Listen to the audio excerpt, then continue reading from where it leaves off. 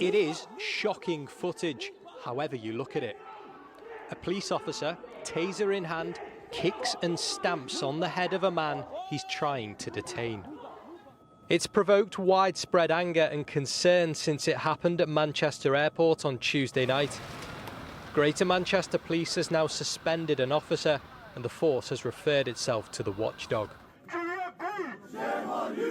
Last night, hundreds gathered outside Rochdale police station, where the men in the airport video are thought to be from.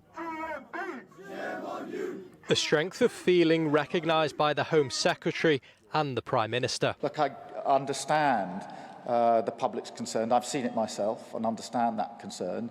There have now been, I think, the suspension of one police officer this morning, and the Home Secretary is meeting the Mayor of Manchester to discuss this as we speak now. Andy Burnham, who has oversight of Greater Manchester Police, says he's seen full footage of the incident and that it's not a clear-cut situation.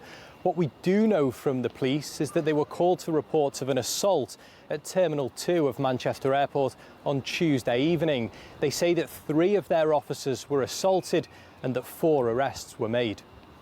The lawyer representing those arrested gave an update this afternoon on the condition of the 19-year-old who appears to be kicked in the video.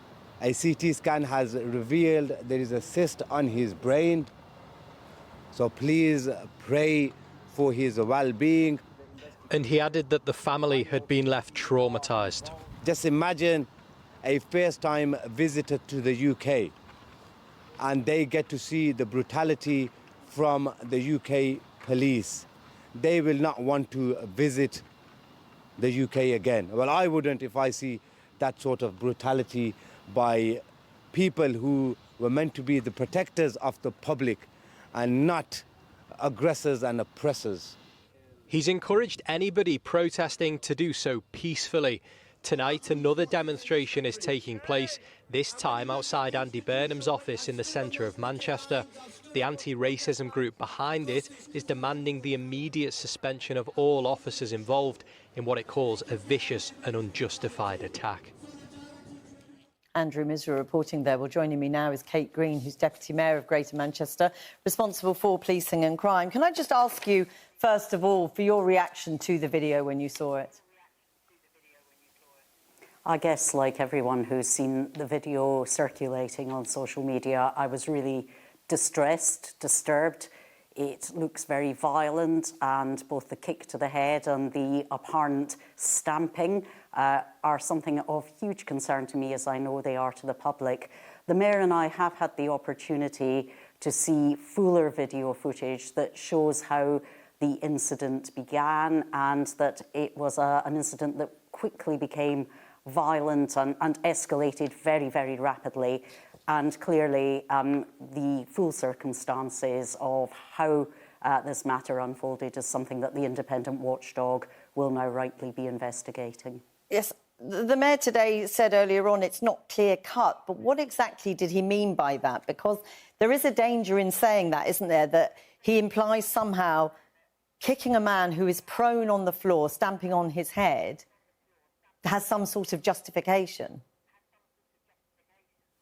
I think what the Mayor was explaining there was that this was a violent incident. It happened very, very quickly, and there were a number of elements to it and a number of people involved in different and violent activities. And of course, we have to remember that the police, in first interacting with the gentlemen who've been arrested, were responding to a report of an earlier assault that had taken place elsewhere in the airport, and where the men that they were then meeting and apprehending in the car park had been identified as involved in that assault. So I think it's a complex situation. It became a very fast-moving and I would say an alarmingly violent situation, and it's important that those full circumstances are understood and investigated by the independent watchdog. I mean, the officer was suspended. There are many people who clearly feel he should have been arrested on the basis of what the footage shows, that here is an armed officer who has simply lost control. Well, what I can say is that the IOPC, the Independent Police Watchdog, have the full powers to conduct a proper criminally rigorous investigation, and that is what they will do. And it will be obviously a matter for them to investigate fully, for their findings then to be carried forward, and for appropriate action to be taken in relation to the officer. What is clearly critical is that any investigation is quick, isn't it? The Home Secretary has said today that it must deliver quickly. What sort of time frame is the Mayor pressing the IOPC to deliver this investigation on? Can he press them for speed? Well, we all want to see the investigation carried out as quickly as possible. That's obviously in the interests not just of the 4 men who were arrested, but also the officer who has been identified in the video involved in the kicking and the apparent stamping.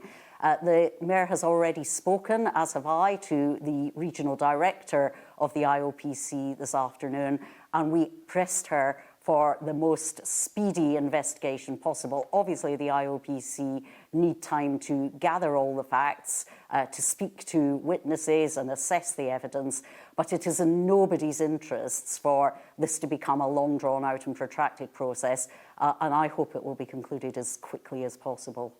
I mean, the family's lawyer, former Met Police officer Dal Babu, are just some of the people who are arguing that this attack was motivated by racism. What do you say to those people on the basis of the information that you have? There is real concern, I know, widely that there could be a racist element to what has occurred.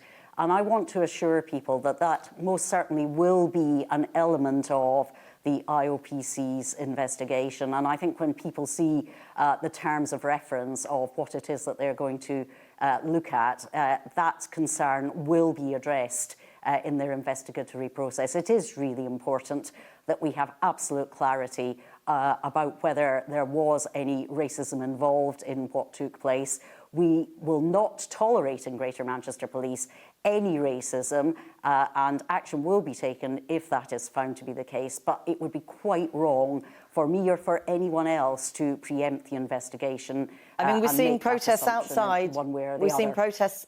Sorry to interrupt you, but we've seen protests outside Rochdale Police Station last night. There are protests outside the Mayor's office as we speak. How tense would you say the situation is, and are you worried about it escalating? Well, I'm very pleased that both the protests last night and the protest this afternoon outside the Mayor's office have been peaceful, have been respectful, and people have the right to protest peacefully, and the Mayor and I have always defended their right to do that.